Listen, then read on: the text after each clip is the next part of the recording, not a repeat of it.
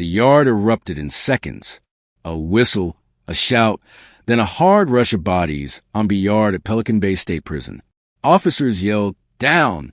Down!" But the wave kept coming, men sprinting, fists up, homemade blades flashing in the cold morning light. From the tower, a warning shot cracked, then another, and the riot swallowed a sound like the ocean eats a stone.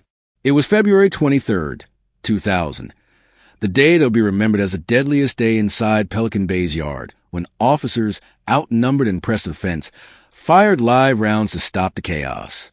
When it was over, one prisoner was dead and more than a dozen were shot or badly hurt, with scores more injured in the melee. The prison slammed into full lockdown.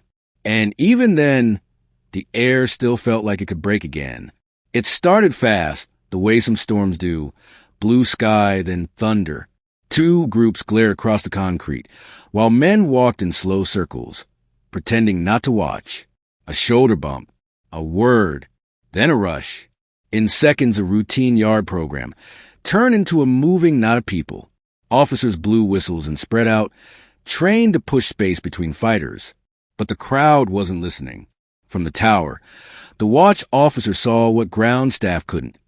The shape of the riot, how quickly it was widening, and the glint of improvised knives sliding from waistbands and shoes. He called it in Major Disturbance, Yard B. The radio answered with overlapping voices. On the ground, boots hit concrete at a run. A line of officers tried to split the crowd. Pepper spray cut the air, then batons, then the sharp bark of 40 millimeters less lethal rounds. For a heartbeat, it worked. Men stumbled back, coughing, blinking, but then a new surge at the flank and folded the line. Someone went down. Another man climbed a bench and jumped into the crush like he was diving into a wave. When the tower fired a warning shot, the echo rolled off the housing blocks and came back as a dare. The sergeant on the yard keyed his mic. "We're losing ground." Above him, the watch officer took a breath, made the call nobody wants to make, and squeezed the trigger on live ammunition, aimed to stop lethal assaults in a fight that had turned into something too big for whistles and spray. That volley ended the riot. Not cleanly, not quietly, but it ended. When the yard finally stilled, you could hear the kind of silence that follows a car crash. People breathing too loud, radios clicking, the faraway slam of a door that had nothing to do with any of this. Staff sprinted to triage. One man lay still. Others sat with backs to the fence, hands open, faces gray. Officers moved in pairs, checking for weapons, cuffing, seating, counting. Medics did what medics do. Stop the worst first, then work the list. On the tower, the watch officer kept scanning, hating the still spots where his scope didn't show a rise and fall of breath. In the program office, a lieutenant, jaw tight, wrote the first lines of the incident log with a pen that didn't feel steady enough for the job. Outside the wire, sirens braided together. Ambulances, deputies, local police. The road to the prison filled with vehicles and headlights. Inside, the emergency plan rolled like it was written yesterday. Lock housing units, secure entries, stage medical, preserve the scene. Yard speakers crackle with orders. On the roofs, armed posts stayed alert in case the chaos on the ground had a second wave waiting. Everyone had seen fights that flared and died before. This one felt different.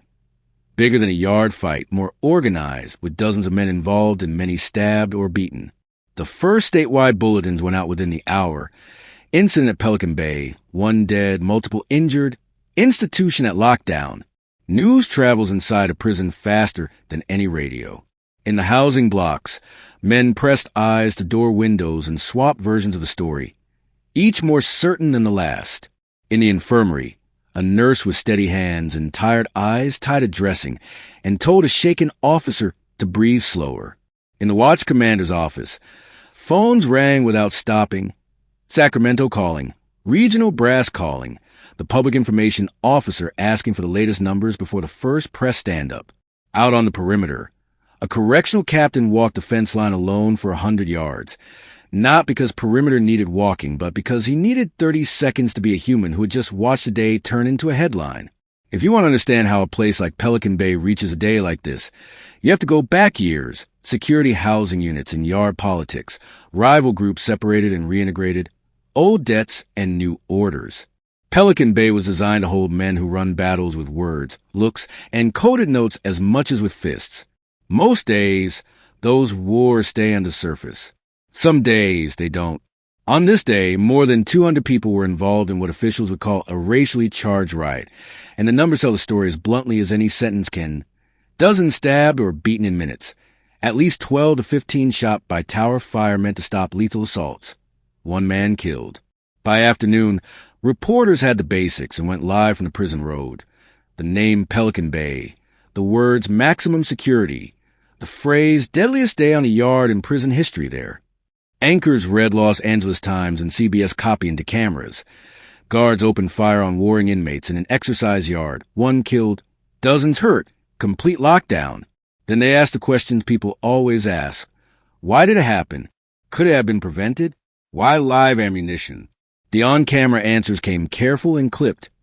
To stop lethal assaults. To protect life. To regain control when other force options failed. The off-camera answers were longer and didn't fit in a 30-second slot. Families called the prison and got polite, unhelpful sentences. We're still gathering names. We'll notify if your loved one is affected. In town, a checker at the grocery store told customers what her cousin who works at the prison had told her. Half rumor, half truth, all worry. In the evening, the department announced a system-wide security alert. Extra staff, tighter movement. Reviews of yard schedules across California, in case whatever sparked Pelican Bay could echo elsewhere. For line staff at other prisons, the alert felt like a weather warning. Be ready. Tension is catching. Inside Pelican Bay, investigators marked the yard with numbered cones. Dozens of homemade knives lay on concrete, tagged and bagged under floodlights. Video from the tower and yard cams was pulled and copied, played back in bursts. A cluster breaks. A man runs. Another follows. An officer waves and shouts. The crowd shifts like a school of fish. The first warning shot. The rush. The live rounds. The fall. In a small office, 2 sergeants wrote statements that would be read and reread by people who weren't there. In another, a counselor made a list of names for mental health check-ins. Because you don't watch a day like this and sleep fine the next night. Night came cold. Floodlights washed the yard the color of bone. Every door was triple-checked. Officers walked tiers with the quiet feet you use in a sleeping house. Somewhere in the dark, there was a low hum of a generator and the click of a keyboard as a report took shape 1 careful line at a time. In the clinic, a nurse swapped out in 4-bag and asked the patient if the pain was better now. He nodded once. She wrote it down like she was writing down a small victory. In the control booth, a young officer watched his panel and tried not to replay the morning in his head. He failed. Most people do. Here is the plain, heavy truth. Pelican Bay has seen violence before, but this day set the marker for how fast and how hard a yard can break, and what it costs to put it back together. The district attorney later ruled the fatal shooting justifiable, saying the tower fired to stop a man actively stabbing someone on the ground. That sentence will never read light on any page, but it matters to the people who had to decide in seconds what would keep the most people alive. By midnight, the incident log had more lines than anyone wanted.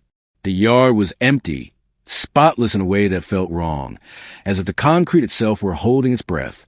A lieutenant signed the last form of the shift and told the watch to call him if anything even twitched. On his way out, he looked once at the yard through the glass.